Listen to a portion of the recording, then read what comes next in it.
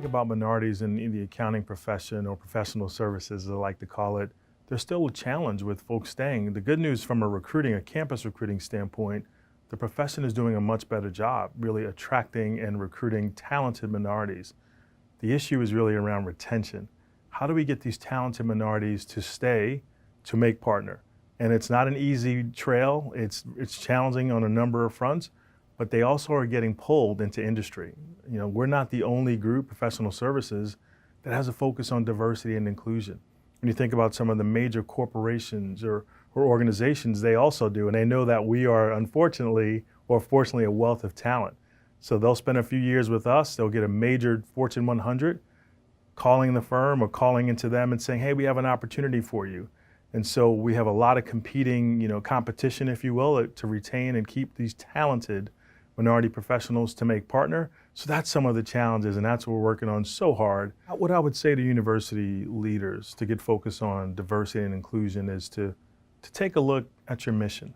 Take a look at your mission statement. Many universities' mission statement will say something like, we want to build world-class leaders or future leaders. How do you do that if you're not focusing on the full breadth and depth of diversity? Your students are going to enter a world that's incredibly diverse. If you work at a firm like EY, you're going to work on multinational clients.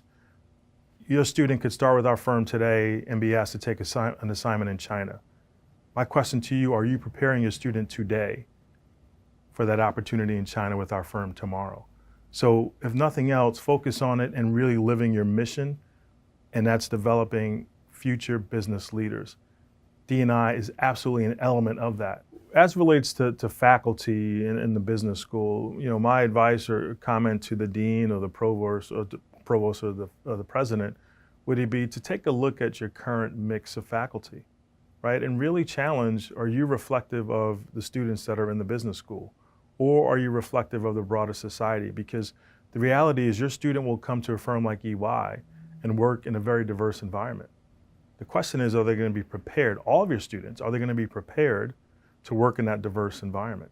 I think seeing faculty members who are diverse, who can or may be a mentor to them at some point, will behoove you to get your students ready to be world-class business leaders. When you think about your school's focus on diversity and inclusion, I would ask yourself, on your website, in your materials, do you speak and talk about the importance of D&I to your respective school?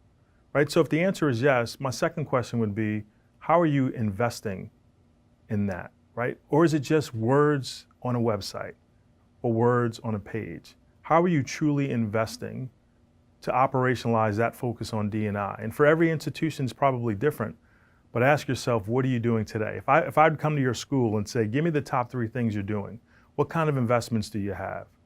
What would you tell me? I'd ask you to think about that. I suspect that many of you do have Dean's Advisory Councils or alumni associations. If you need assistance, that's a great group to reach out to and ask for help. I'm on the board of trustees at my alma mater. I sit on a number of university Dean's Advisory Councils.